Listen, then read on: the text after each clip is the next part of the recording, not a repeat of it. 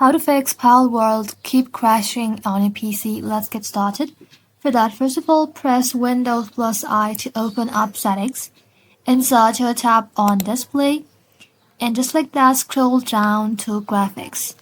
Now find Palworld in the list.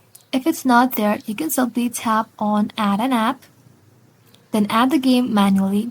After that, you can simply set the GPU preferences to high performances. Now open up Steam or Xbox application and verify the game files to repair any missing or corrupted files.